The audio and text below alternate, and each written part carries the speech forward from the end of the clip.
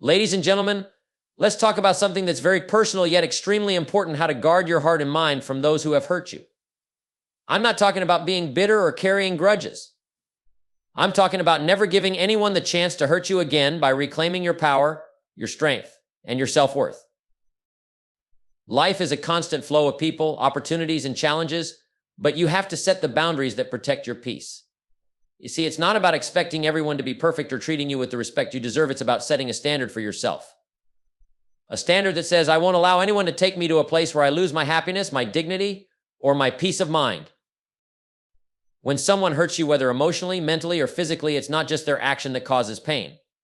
It's your reaction to it. You don't have to give them power over you. Don't let them control your emotions, dictate your decisions, or make you doubt yourself. Take control. The key is to learn and grow from the experience. Use it as a stepping stone. It's not the hurt that defines you, but how you handle it. Every time you get hurt, the real victory is in your ability to rise up, shake off the dust, and say, I will not let this define me. Remember, you cannot control others, but you can control how much space you give them in your life. You are in charge of who enters your circle and who stays. Protect that circle fiercely. Never let anyone have access to your life, your energy, and your happiness without earning it. Life is too short to live it with wounds that never heal. Your purpose is too big to waste on negativity or people who don't honor your value. So set the boundaries, take your power back, and never give them a chance to hurt you again. When you're serious about living a successful and meaningful life, you have to be clear about where you draw the line. You can't afford to let everyone in. You can't let everyone's opinions, actions, or demands dictate how you feel or what you do. That's the power of boundaries.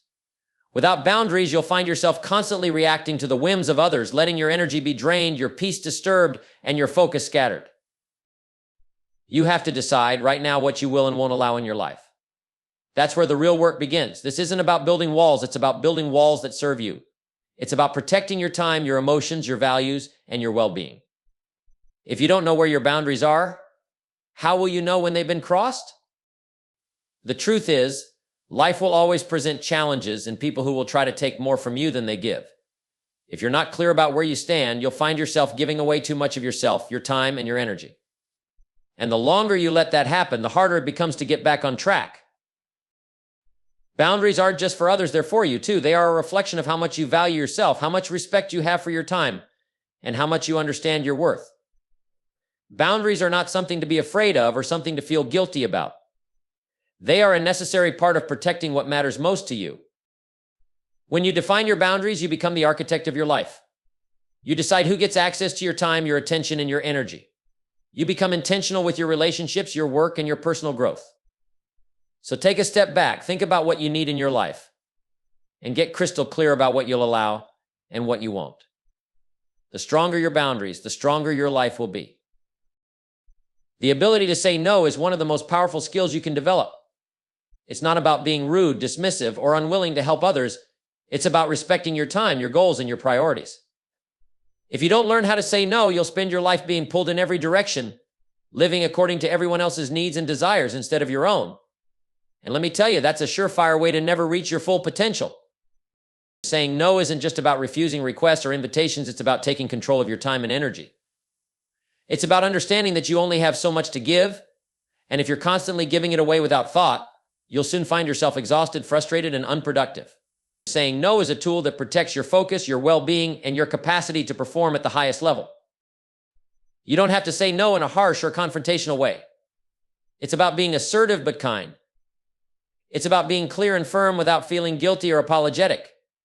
When you say no, you're not rejecting the person, you're rejecting the request or the situation that doesn't align with your purpose or goals. You're saying, I'm choosing to focus on what matters most to me. But here's the thing, saying no is an act of self-respect. It's a recognition that you deserve to prioritize your own needs and ambitions. You don't have to justify yourself, explain yourself, or make excuses. Your time is valuable, and you get to decide where it goes. The more you practice saying no, the easier it becomes. And the more you say no, the more you'll find that the right opportunities, the right people, and the right situations will begin to present themselves. You'll stop wasting time on distractions, and you'll start focusing on what truly moves you forward. Saying no allows you to say yes to what really matters: your dreams, your health, your personal growth, and your peace of mind. Guarding your peace is one of the most important decisions you'll make in life. In a world full of noise, chaos, and distractions, peace is not something that just happens, it's something you must actively protect. Too many people allow external circumstances, other people's opinions, unexpected events, or negative energy to steal their peace, and as a result, they lose focus on what truly matters. When you lose your peace, you lose your power. Peace isn't just the absence of conflict, it's the presence of calm, clarity, and purpose in your mind and heart. It's the ability to navigate life with a sense of groundedness and control, no matter what's going on around you.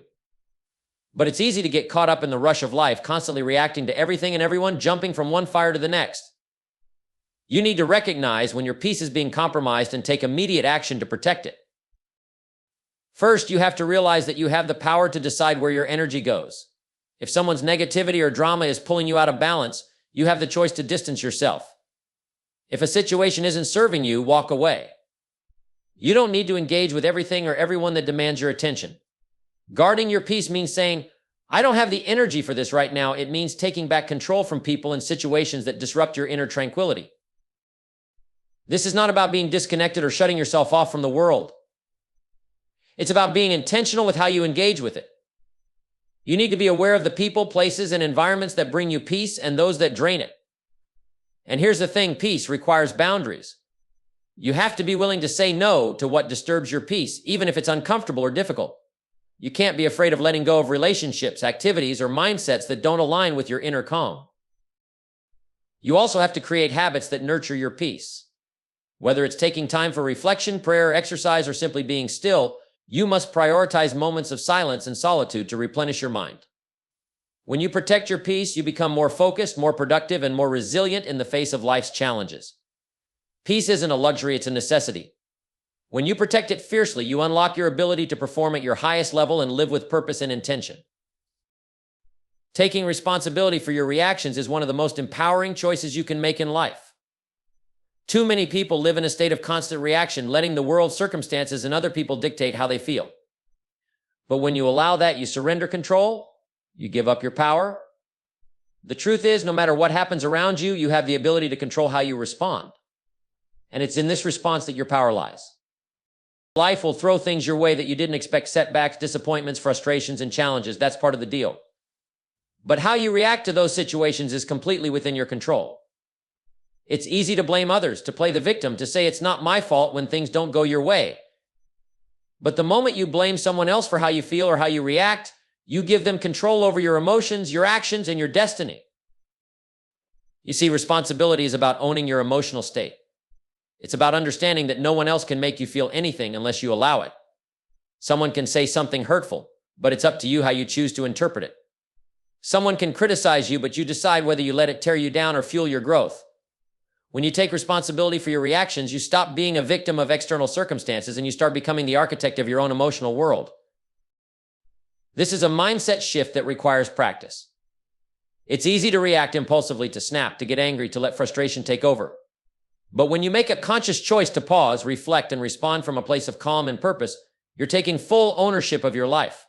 You're not just reacting to events, you're acting with intention. This doesn't mean you ignore your feelings or suppress them. It means you acknowledge them, understand them, and choose the best course of action in response. It means you stop allowing temporary emotions to dictate your long-term direction. When you take responsibility for your reactions, you strengthen your resilience. You become less likely to be swayed by negativity, less likely to be derailed by setbacks. Instead of letting life happen to you, you start happening to life. By owning your reactions, you take back your power. You refuse to let anyone, anything, or any situation determine how you feel or how you act. You are the master of your own emotional state, and that is where true strength lies. When you take full responsibility for your reactions, you take full responsibility for the quality of your life. And that's a choice only you can make. Here's the thing, the past is gone. It's over. What happened, happened. You can't change it, no matter how much you wish you could. Holding on to it, reliving it, rehashing it over and over, it doesn't serve you. It's simply a waste of precious time and energy. Every minute you spend dwelling on the past is a minute you steal from your future. And that future is where your real power lies.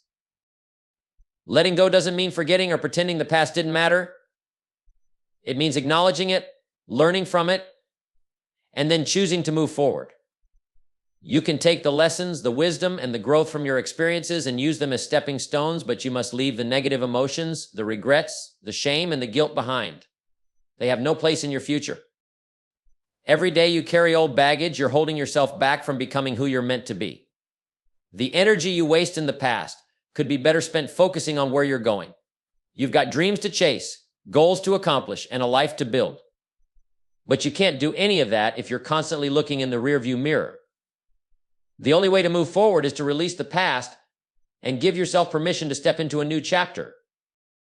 Letting go of the past means forgiving. Forgiving others who may have wronged you, but more importantly, forgiving yourself. Holding on to grudges, resentment, or guilt only keeps you stuck in a cycle of pain. When you forgive, you free yourself. You take back your power and stop allowing the past to dictate your future. It's not easy, I know. There are wounds, regrets, and mistakes that feel too heavy to release. But the longer you hold on, the longer you delay your own progress. You must make the decision to let go, to move on, to step into the future with an open heart and a clear mind. The past will never be able to define you unless you let it. You define who you are and who you are becoming. You've got one life to live. Don't waste it being tied to what's already gone. Let go of the past, embrace the lessons, and focus on the future that you are creating, one decision, one step at a time. That's where your true power lies. Surrounding yourself with uplifting people is one of the most important decisions you can make for your life. The people you choose to spend your time with have a direct influence on who you become. You cannot expect to grow and thrive if you're constantly surrounded by negativity, criticism, and pessimism. Your environment shapes your mindset, your attitude, and ultimately your success. The old saying goes, you are the average of the 5 people you spend the most time with, and it's true. So, if you want to rise, you need to be around those who are already reaching higher. Uplifting people are the ones who support your growth, challenge your limits, and encourage you when you feel like quitting. They are the ones who believe in you even when you can't believe in yourself. They bring out the best in you because they inspire you to be better. They push you forward, not backward. They see potential where others might only see problems. You need to be intentional about who you allow into your life. This is not about cutting people off without reason, but about being mindful of who you give your time and energy to. The person who constantly complains, the one who drains your energy, the one who always has an excuse, these are not the people who will lift you up. These are the people who will hold you down. They will keep you stuck in a mindset of mediocrity, and that's not where you want to be. Uplifting people, on the other hand, are those who help you see beyond your current circumstances. They encourage you to think bigger, to stretch further, to aim higher. These are the people who will show you what's possible, not by just talking about it, but by showing you through their own actions. They walk the walk, and because of that, they elevate everyone around them. The more you surround yourself with these kinds of individuals, the more you begin to see your own potential. You start to believe in yourself and your dreams. You start to see challenges as opportunities and failure as a lesson, not a setback. The energy and attitude of uplifting people are contagious, and the more you get around it, the more you'll find it in yourself. But remember, it's not just about the people around you, it's also about who you choose to be for others. You can be that uplifting presence in someone else's life.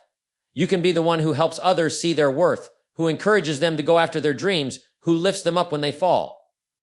The more you put this energy out, the more it will come back to you. So be deliberate with who you spend your time with. Seek out those who bring out the best in you, those who challenge you to grow, and those who inspire you to be the best version of yourself. Life is too short to waste on relationships that drain you. Find your tribe, those who will elevate you, encourage you, and support your vision. And always remember, when you surround yourself with uplifting people, you will inevitably become one of them. Pain is a part of life, there's no avoiding it. Whether it's the pain of failure, disappointment, loss, or heartache, we all face moments that challenge us and test our resilience. But here's the truth, pain is not something to be avoided or feared. It's an opportunity. Pain, when approached the right way, can be a powerful teacher. It's in the moments of difficulty, when things aren't going our way, that we have the greatest chance to grow. Most people, when faced with pain, want to escape it.